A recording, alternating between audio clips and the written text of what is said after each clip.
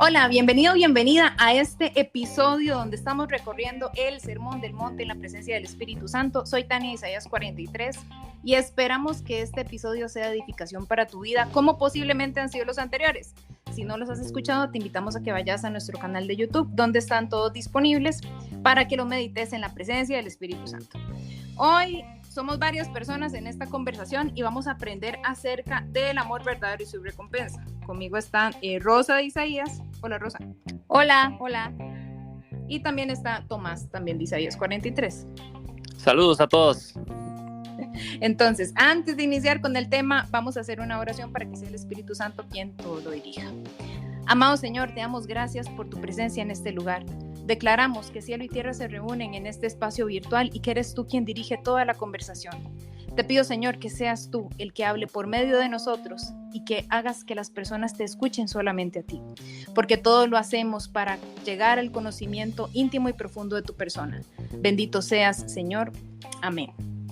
Ok, como les comentaba, vamos hoy a repasar o analizar o meditar en la presencia del Señor, Mateo 5, del 43 al 48. Vamos a hablar acerca del amor verdadero y su recompensa. Tal vez es una de las citas o de las cosas que dijo Jesús que las personas más y más comparten o repiten o enseñan acerca de esto. Pero tal vez hay cosas aquí que nunca nos hemos cuestionado, ¿verdad? Acerca de qué es lo que Jesús está queriendo decir, y es lo que venimos haciendo en el Sermón del Monte, analizándolo, tratando de verlo desde la perspectiva del Señor.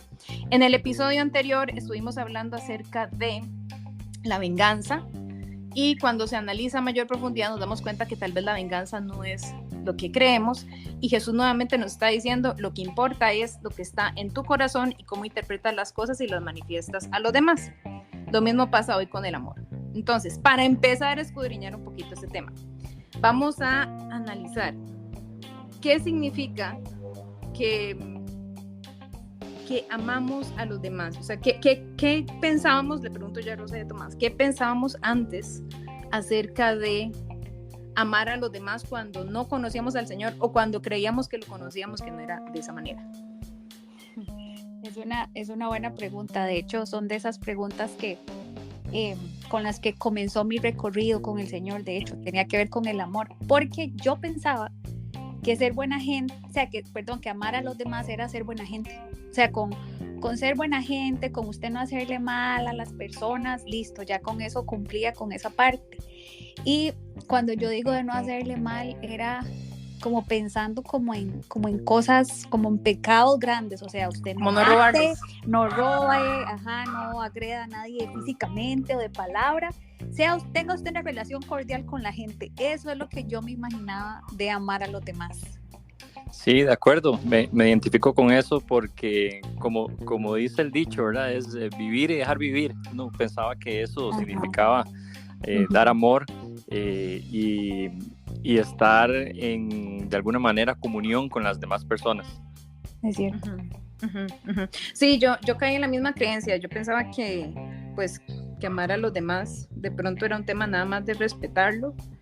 Aunque sí pasaba, yo tenía dos cuestionamientos a través de mi vida, porque de pronto lo había escuchado, no sé, en la iglesia o alguna persona que había escuchado alguna prédica en la vida que me topé o no sé, que Jesús decía que hay que amar al Padre primero que todo y luego a los demás. Y yo decía, yo amo más a otras personas. Yo pensaba, yo amo más a mi mamá, o en ese momento decía, amo más a mi novio de lo que amo al Señor, o amo a los demás, y no sé, tenía como de pronto esa incomodidad, aunque pensaba que en este segundo de amar a los demás, con respetarlos, pues cumplía un poquito. Entonces aquí en el versículo 43, Jesús empieza a decir, ustedes han oído que se dijo, amarás a tu prójimo y odiarás a tu enemigo. Ahí hacemos una pausa para dar un poquito de contexto, porque esto de odiar no está en ninguna parte del Antiguo Testamento de la Biblia. Jesús en el Sermón del Monte viene hablándonos acerca de lo que es la ley, la malinterpretación de la ley, lo que las personas no entendieron bien en su corazón, y él está hablándole a un grupo de judíos en un monte, diciéndoles, como haciendo una corrección, ¿verdad? Como dándoles un reality check de, ustedes han creído todo esto y la verdad es que creyeron todo malo y yo se lo estoy corrigiendo. Entonces, aquí en esto de amarás al prójimo y odiarás a tu enemigo, eso se decía en una de las interpretaciones de la ley. En el judaísmo tenemos que entender el contexto de ellos, donde tienen un profeta, digamos Moisés, o profetas que hablaron de parte de Dios, que son como decir unos ungidos, ¿verdad? Entonces en nombre del Señor, ellos venían y hablaban con la gente.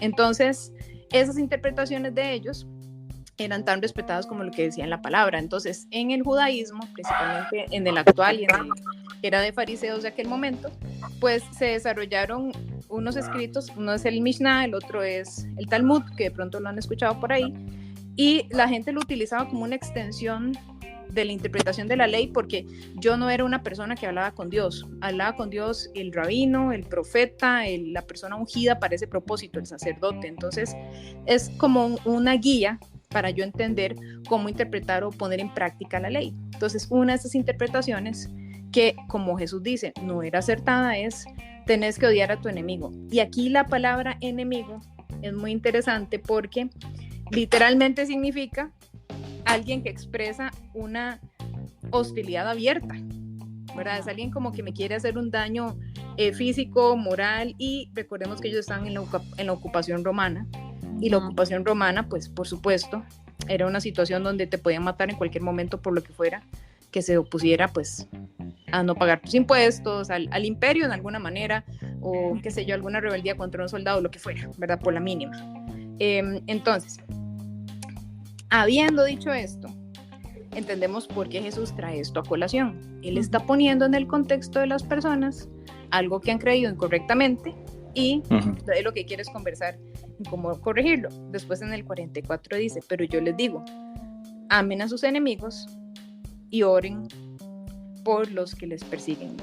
Entonces, en este 44, ¿cómo podemos orar por un enemigo? O sea, ¿cómo uno podría orar por un enemigo? ¿Qué pensamos de eso? Un enemigo entendiéndolo como una persona que de verdad me causa dificultad, una persona que de verdad me odia a mí. ¿Qué opinamos acerca de eso? ¿Qué creemos que es como orar por un enemigo? Sí, yo creo que ahí es importante que podamos definir enemigo, ¿verdad? Alguien que es un enemigo es alguien que no es mi amigo, ¿verdad? De alguna manera lo que estamos diciendo es que es una persona que está en contra de mi propósito. Que pone alguna resistencia a que ese propósito se pueda cumplir. Entonces, para poder saber cómo orar por un enemigo, primero tenemos que entender qué significa eso, ¿verdad? Y entonces, ya sabiendo que tenemos a una persona en contra de nuestro propósito, y si entendemos cuál es nuestro propósito, vamos a entender por qué lo consideramos nuestro enemigo. Y de esa manera también podemos empezar a tener una luz de cómo orar por esa persona. Yo creo que, vamos a ver que si nos ponemos en el contexto de que tenemos que orar por alguien que nos hizo daño, ¿verdad? Yo creo que esa no es una oración que sale tan fácil, ¿verdad? Porque no sé, tal vez haya dolor, tal vez haya una herida ahí muy fuerte.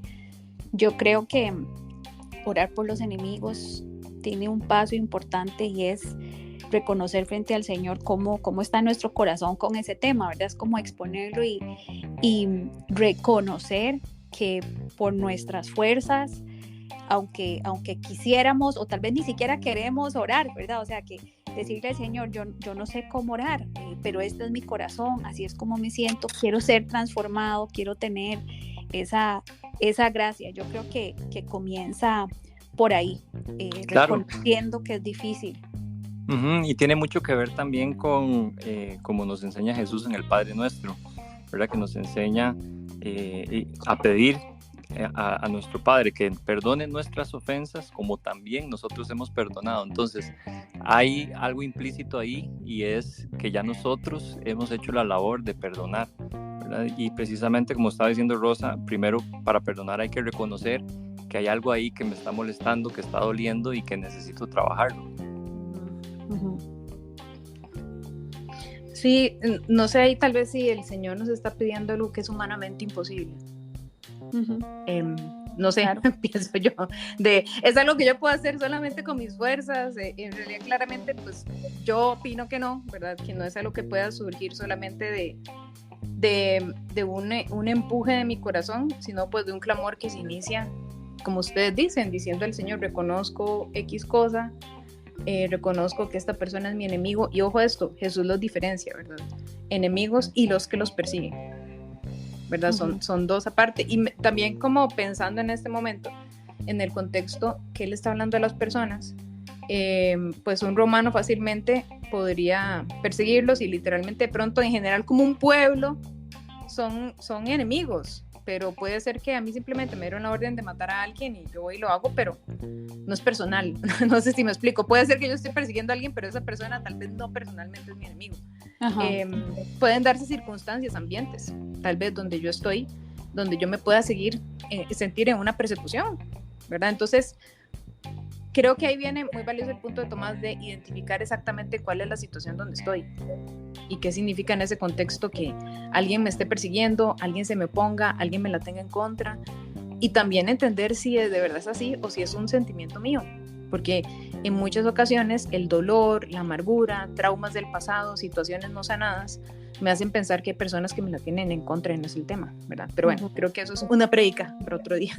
Sí, y por otro lado también entender de que normalmente cuando hay una enemistad es una calle de dos vías, ¿verdad? Entonces, ¿qué tengo que pedir yo perdón, ¿verdad? Con respecto a ese enemigo? ¿Qué falta he hecho con respecto a ese enemigo? Que puede ser algo que haya sido explícito, ¿verdad? O puede ser algo que esté viviendo en mi corazón. Y entonces ir ante el Señor y reconocer esa falta primero para que podamos tener la gracia después de poder perdonar. Exacto, es dejarse guiar por siempre la respuesta a cualquier cosa es que hay que conversar primero con el Señor. Sí, y yo creo que algo tan simple, bueno, tan simple no, o sea, algo como orar por los que nos han hecho daño o los que nos persiguen, definitivamente el resultado mayor va a ser que nuestro corazón se transforma. Primero porque llegamos a los pies del Señor y decimos, yo no puedo con esto, ayúdenme. Y también porque en ese proceso, si el Señor otorga la gracia del perdón, y somos sanados, ¿verdad? Y cuando somos sanados, somos transformados. Entonces, por eso es algo con lo que el Señor insiste tanto y que definitivamente solo cosas buenas nos va a traer, ¿verdad? Exacto, y vean eso que está diciendo Rosa, qué importante para poder comprender el versículo 45. Porque he de confesar que por mucho tiempo de pronto yo leía esta enseñanza que, como hablamos en un principio, es muy popular, la gente predica mucho esto, y tal vez yo decía, bueno, voy a sentarme a entenderlo yo. Entonces él viene diciendo, yo les digo, amen a sus enemigos y oren por los que le persiguen, ¿verdad? Y en el 45 dice, para que ustedes sean hijos de su Padre que está en los cielos, porque él hace salir su sol sobre los malos y buenos y llover sobre los justos e injustos. Y ese 45 yo no lo entendía. O sea, yo decía como, ¿qué tiene que ver esto? ¿Verdad? Como ¿por qué Jesús lo está mencionando ahí?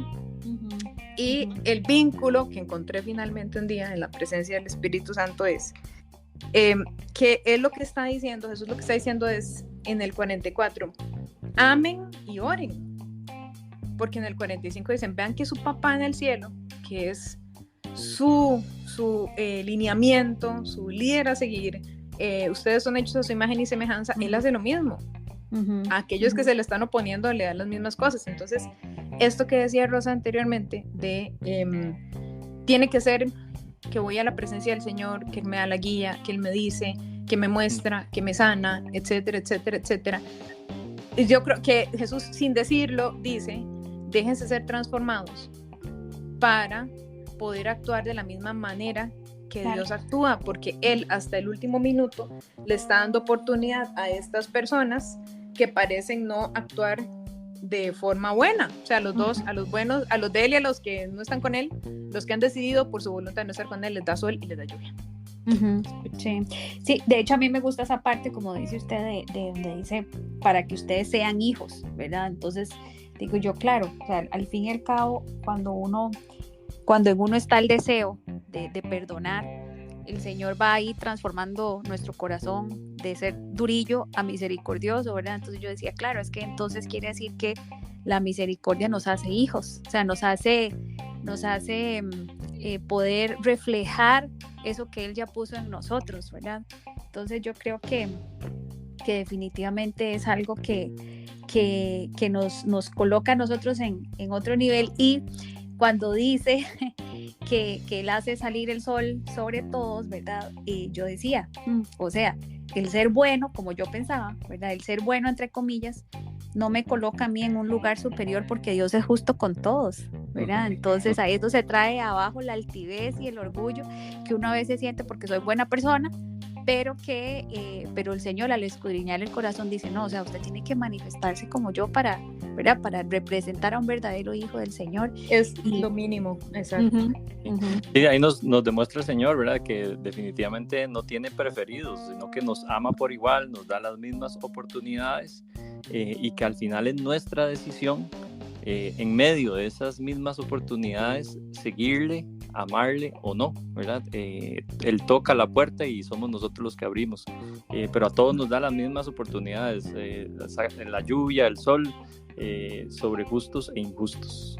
Exacto, y aquí es muy importante también, o sea, como tomemos la oportunidad para dar un consejo con respecto a cuando leemos la palabra de Dios, y es que yo no puedo leer algo donde yo salga invicta de una enseñanza o algo que no aplique de forma práctica inmediata para mi vida. Siempre es así. Siempre no importa si uno está leyendo la genealogía de alguien o algo así que no dice que tiene que ver esto conmigo, alguna enseñanza hay si uno escudriña la palabra de la manera correcta delante del Señor o con el Señor, ¿verdad? Porque esto que estamos leyendo aquí es solamente que Él diga, amen a sus enemigos, oren por quienes les persiguen, porque si Dios Padre todopoderoso, creador de todo, el dueño de todo, le da oportunidad hasta el último minuto a todo mundo, se porte como se porten, lo mínimo que se espera de ustedes es que hagan lo mismo. Y lo que decía Rosa, por hacer esto, yo no soy una ciudadana de categoría triple 1A.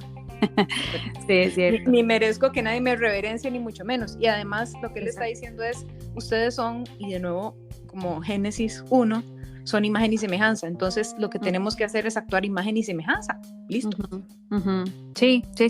De hecho, es como eso de no sé, es como decir que con ser buena persona no es suficiente, ¿verdad? Entonces, si nosotros decimos que amamos al Señor, deberíamos ser, pues, o se espera que nosotros seamos fieles a Él, ¿verdad? Entonces, si lo amamos a Él y ese corazón se deja transformar, vamos a amar lo que Él ama. Quiere decir que Él va a amar a los enemigos, a nuestros enemigos, y va a amar a los demás, ¿verdad? Entonces, el hacer esto, lo mínimo, como dice Tania, es ser fiel al Señor por amar lo mismo que Él ama. Entonces, de veras que es un llamado muy claro, y como dice Tania, donde el corazón se escudriña y definitivamente algo tiene que salir a la luz. No podemos salir iguales después de haber entendido esto.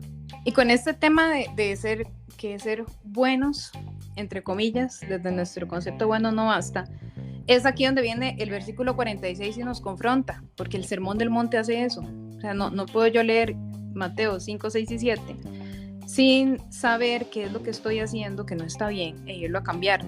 Todos los seres humanos, no es como que yo lo tengo que leer históricamente y decir, ay, qué bárbaros esos judíos, cómo pecaban. O sea, nosotros estamos haciendo lo mismo en versiones modernas, esto no ha cambiado, ¿verdad?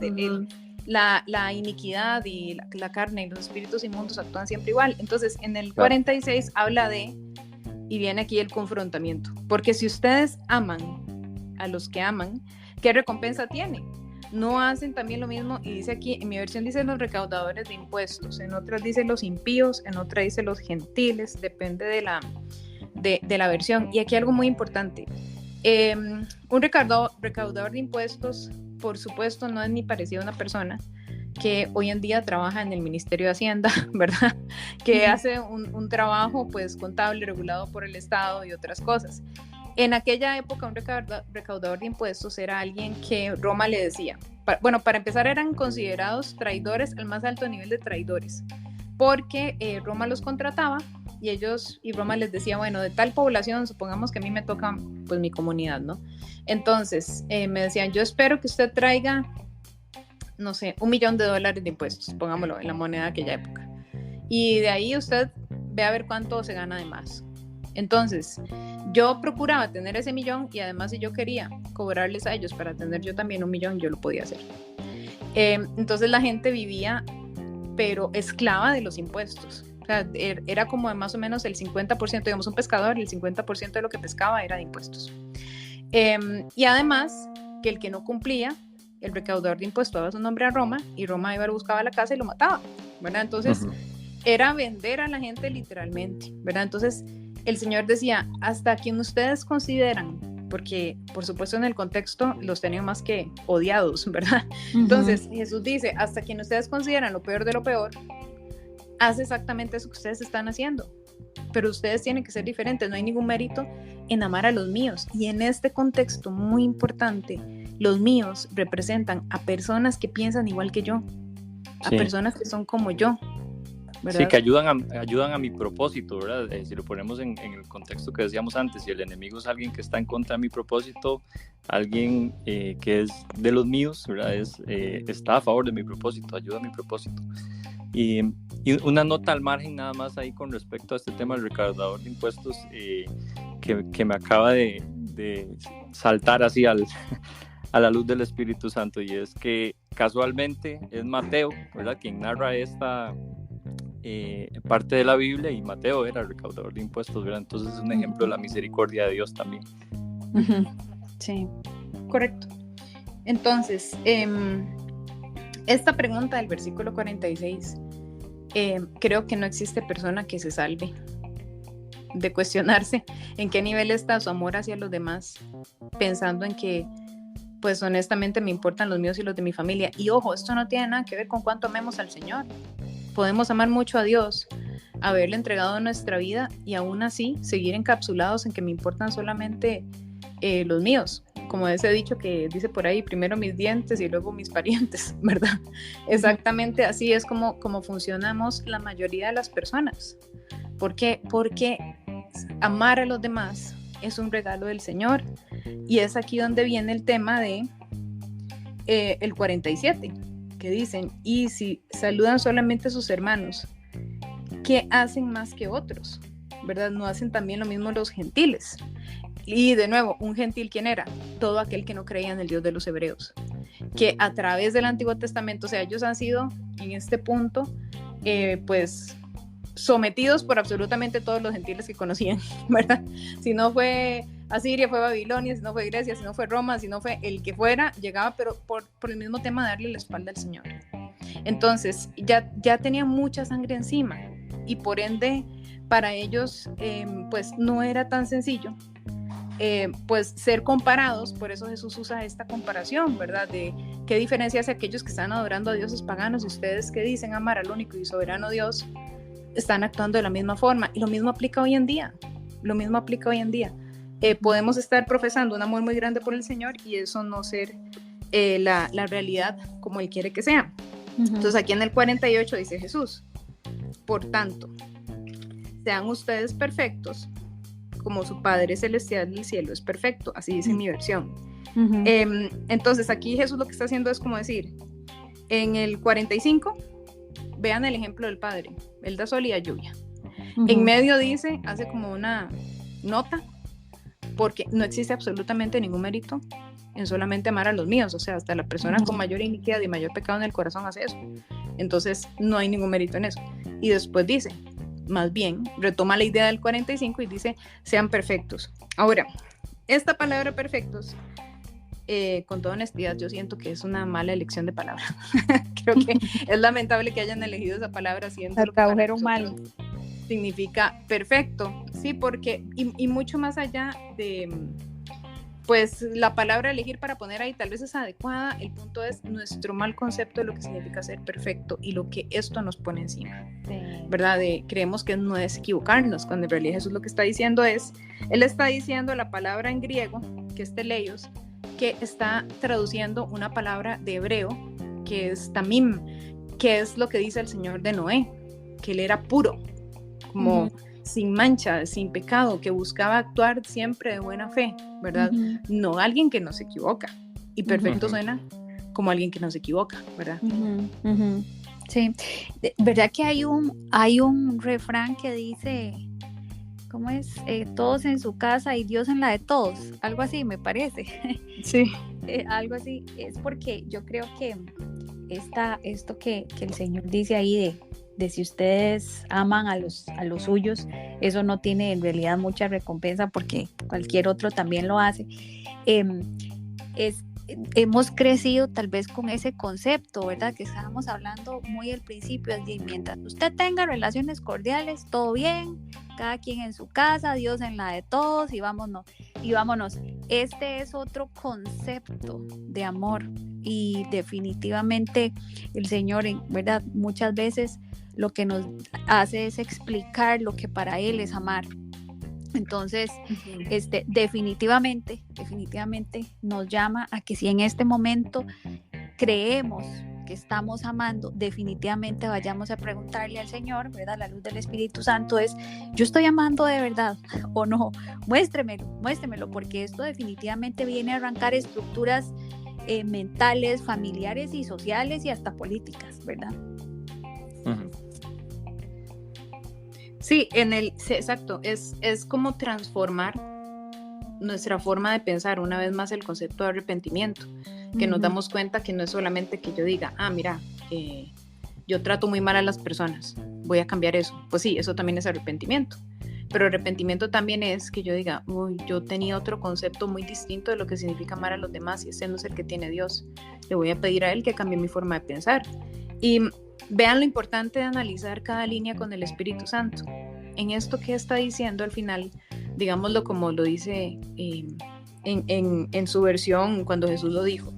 Por tanto, sean ustedes puros como mi Padre del cielo es puro. Cuando buscamos esta palabra, ¿y por qué ponen perfecto? Porque resulta que la definición es literalmente dejarse procesar para alcanzar el objetivo. Sí. Entonces, lo que está diciendo es déjense cambiar y transformar. Déjense ser procesados por el Señor, por el Espíritu, arrepiéntense y cambien su manera de pensar para que sí puedan amar a plenitud a aquellos que les persiguen y que son sus enemigos. Sí, y una persona que se ha dejado procesar es una persona espiritualmente madura, ¿verdad? Que ha pasado por una serie de etapas para poder decir que precisamente ha llegado a esa pureza, ¿verdad? Y entonces es lo que nos está invitando acá Jesús es a tener esa madurez espiritual que nos permita poder sacar del medio todo aquello que nos hace pensar en enemigos como tales, ¿verdad? Y estar guardando rencor y otra serie de sentimientos hacia ellos versus estar más bien intercediendo por ellos, orando por ellos, perdonándoles, también pidiendo perdón por lo que les hemos hecho y en fin tener una relación que es a lo que nos está invitando acá en este último versículo, ¿verdad? Sí, entonces, bueno, y ya entrando en las conclusiones, en la parte de cómo logramos esto, o sea, cómo logramos cumplir esto. La recomendación que al menos tengo yo, la primera es leamos el Sermón del Monte como un todo, porque por supuesto en nuestras Biblias está separado por títulos y versículos y todo esto que lo hace mucho más fácil. No obstante, cuando unimos esta enseñanza a la anterior está hablando acerca de la venganza. Entonces la gran conclusión de Jesús en esa enseñanza es: cuando alguien haga algo malo, ustedes avergüencen a eso malo que está actuando en esa persona haciendo todo lo opuesto. De hecho, esa frase de pongan la otra mejilla significa no que uno pues lo agarren a golpes, sino que haga uno, que dé una vuelta, que dé un giro, que cambie de dirección, que cambie de rumbo. No hagas lo mismo que te están haciendo. ¿Pero por qué? Por amor a los demás. Y en este caso está diciendo, si ya te están haciendo un daño en serio, ¿verdad? Porque en el anterior Jesús habla de un malo como una persona fastidiosa, por decirlo así, como alguien que trae consigo todos los dolores y los daños involucrados con la maldad. Entonces, puede ser alguien que es muy pesado para mí, que se queja mucho, que tiene actitudes muy difíciles de lidiar, pero yo voy a hacer lo contrario. Pero ya alguien que viene y me está persiguiendo, incluso puede ser persiguiendo hasta el punto de querer darme muerte. El acto de amor tan grande que es orar por esa persona. Entonces, primero veamos las enseñanzas de Jesús y entendamos cómo Él es y lo que tiene en su corazón cuando nos habla de esto. Y cómo Él insiste una y otra vez que se trata de lo que tengamos en el corazón. Y de nuevo, no es que seamos perfectos de que no me equivoco, entiendo todo a la primera. O sea, nosotros no somos Jesús. Solo Jesús es Jesús. Sé que suena como hasta ilógico decirlo así o raro, pero digamos, en nosotros, lamentablemente en nuestra humanidad se nos ha enseñado que tenemos que cumplir con tantas cosas que asumimos el papel de Dios en muchas ocasiones, más de lo que nos damos cuenta. El punto aquí es tener la mejor intención, que sea el Señor quien tome nuestro corazón. Entonces, empezar con una oración sencilla, aunque no lo sintamos, empezar orando por esa persona y pidiéndole a Dios que nos ponga ese sentimiento en el corazón, todo se transforma. Sí, yo creo que también para cumplir con esto es muy parecido a lo que estaba diciendo Tania. Yo creo que no nos alejémonos de ese pensamiento o esa idea de que ya estamos graduados en algún tema, ¿verdad? Entonces, de nuevo, solo porque me considero buena persona. Incrementemos nuestros momentos de intimidad con el Señor, oración, meditación de la palabra, y de verdad hagámoslo de una forma como una conversación, o sea, decirle, Señor, ¿esto qué? O sea, ¿qué me dice esto? Y pidamos sueños y pidamos visiones y pidamos que venga a nosotros ese pensamiento o ese sentir que viene del Espíritu Santo que me resuelve esas preguntas. Entonces yo creo que la intimidad con un corazón humilde es clave para que este proceso o esto lo podamos llevar a la práctica, ¿verdad? Porque la palabra, la idea es que yo tenga una experiencia vivencial de la palabra, la pueda poner en práctica. Sí, acá definitivamente someterse al Señor, ¿verdad? Para poder tener esa pureza de corazón de la que estábamos conversando. Es algo que es fundamental, pedirle al Señor, como dice la bienaventuranza, precisamente ser limpio de corazón, para que podamos empezar a dar el paso para perdonar, que es lo primero que se tiene que buscar hacer cuando se tiene a alguien que consideramos un enemigo, ¿verdad? Y eso muchas veces no va a ser posible si ni siquiera lo vocalizamos, ¿verdad? Entonces un consejo sería poder buscar a una persona a la cual le podamos contar, ¿verdad? Una persona con autoridad espiritual para que le podamos contar lo que estamos sintiendo por ese enemigo, y que esa persona empiece a orar e interceder para que podamos ir, más bien para que el Señor pueda ir transformando en nosotros nuestro corazón y que eventualmente estemos listos para perdonar a esa persona también. Y ya a partir de ahí, pues interceder y amarlo. Ok, entonces resumo las conclusiones para que nos quede súper claro a todos los que estamos escuchando. Lo primero es analizar las palabras de Jesús, ya sea en el Sermón del Monte o a través de los evangelios o a través de toda la palabra de Dios, y entender qué es, preguntarle qué es lo que tenés en el corazón en esta enseñanza. Segundo, pedir transformación del corazón, orar por empezar a orar por estas personas que nos persiguen, etcétera, ¿verdad? Y pedir al Señor que si no lo sentimos, que ponga en nuestro corazón querer hacerlo. El tercero, que lo mencionaba Rosa, es alejarnos de la altivez y pensar que ya soy completo, que porque amo al Señor ya cumplí con todo lo demás, cuando en realidad es solo el inicio. Eso es como el tiquete de entrada al parque de diversiones nada más. Y tenemos que perseverar. Y por último, lo que decía Tomás, pedir perdón con respecto a cuál sea nuestro sentir, que por supuesto cualquier sentimiento de ira, de contienda, de resentimiento, pues no viene del Señor, y tenemos que empezar por ahí y pedirle a una alianza del reino, crear esas alianzas del reino, que sea alguien con quien podamos verbalizar, me siento así, así, así, así, con el afán no de queja, no de juicio, sino de avergonzar esto que estoy sintiendo para que salga de nuestro corazón. Eso definitivamente son pues una guía o consejos válidos e importantes que de verdad nos pueden ayudar, y que al menos personalmente a mí me ha ayudado mucho, mucho, mucho en la práctica de cuando alguien ha hecho algo que me hace daño, y poder salir de esa situación de resentimiento y no dejar que avance, que haya amargura en mi corazón, porque de verdad nos tenés que creer, cuando dejamos que ese sentimiento esté ahí, la única persona que pierde somos nosotros y no la persona que nos hizo daño inicialmente. ¿Okay? Entonces te invitamos a que medites esto con el Señor, a que perseveres en la palabra, y esperamos que nos sigas acompañando en los próximos episodios en este recorrido del Sermón del Monte. Nos vemos o nos escuchamos en el próximo episodio. Hasta luego. Gracias. Chao. Ok, ¿cómo se sintieron?